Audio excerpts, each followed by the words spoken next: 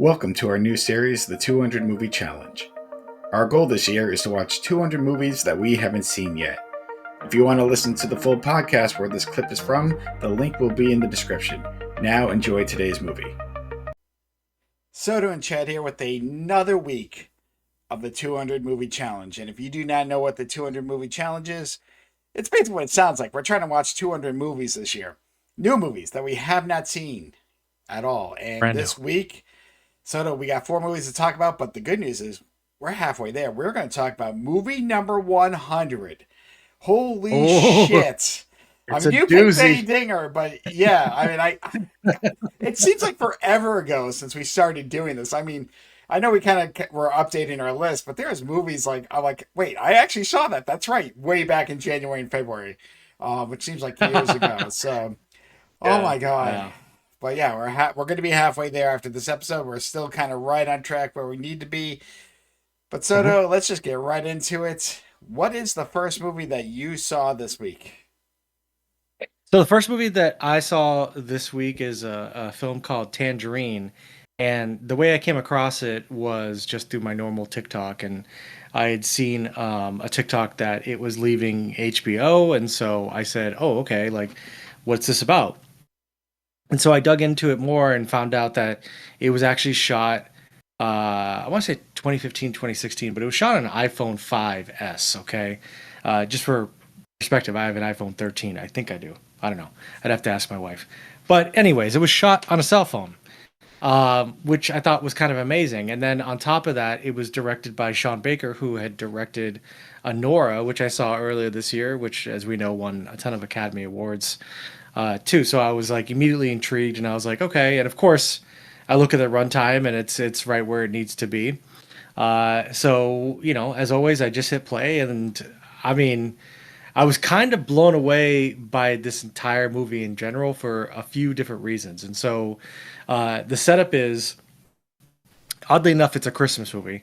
But the setup is a trans sex worker leaves prison after spending some time there, comes out and comes to find that her pimp has been cheating on her the whole time that she has been in jail.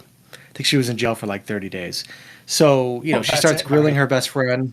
Yeah, she starts grilling her best friend and trying to find out where he is. And so the movie really just follows um, this transgendered sex worker. Her name is Sin-Dee, through the streets of Los Angeles on Christmas Eve, as she's desperately trying to find out where her boyfriend Pimp is, and try to get some answers. And so, what follows is what I was surprised about the most is it's wild, but it's very raw. It's real.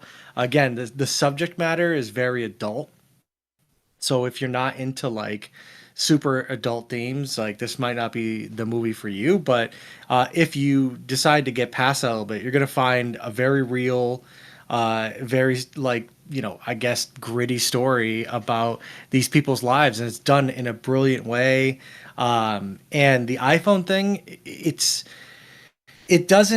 not even like readily apparent because I think when you're watching a movie, and you can correct me if I'm wrong, but when you're watching a movie and the story is good, like you kind of start like not thinking about those things about how it looks, especially if it sounds good. I will tell you that it, even though it is shot on an iPhone, it's not, the sound is not from an iPhone. It's clearly done either with mics or boom mics, however they do it, because the sound is good. And the old adage is a movie can look bad, but it can't sound bad.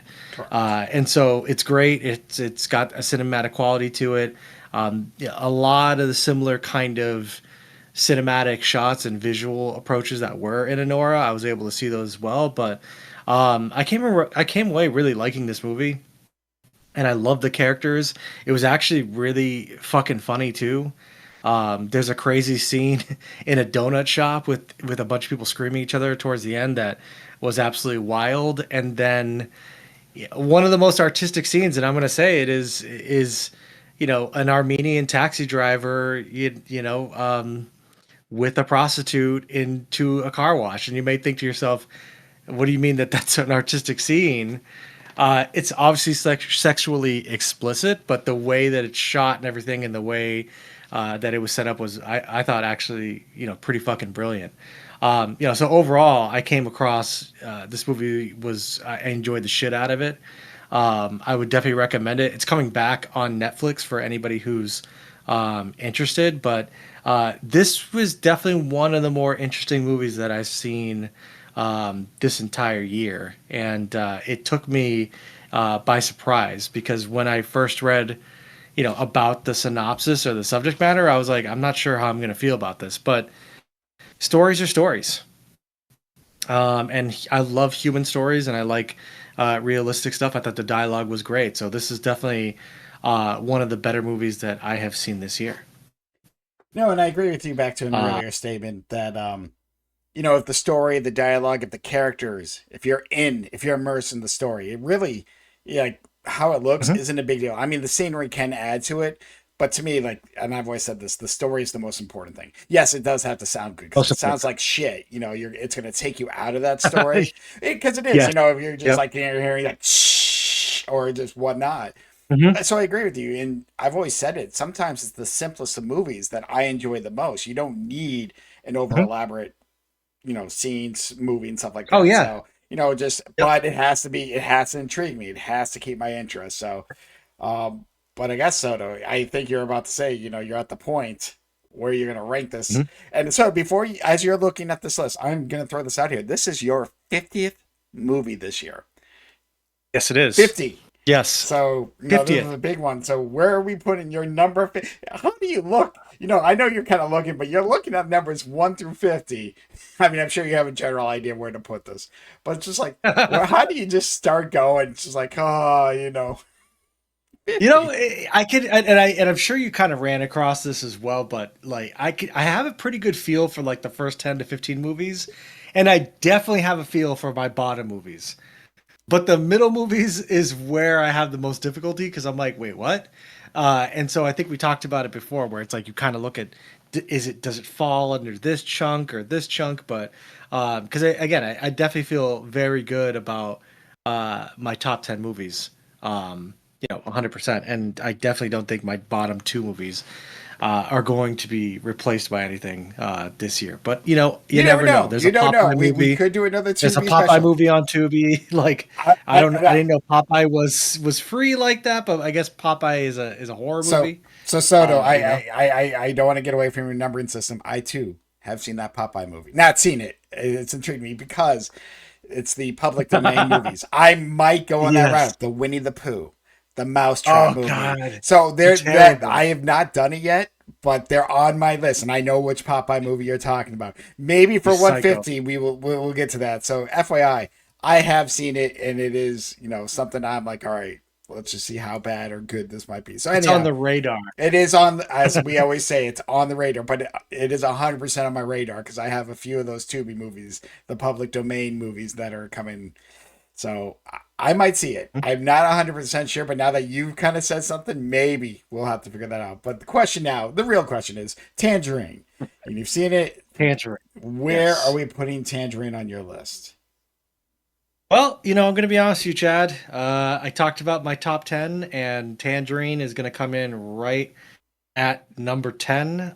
That's going to be right behind Terrifier 2. That's going to round it out. So, two Sean Baker movies this year that I've seen are in my top 10.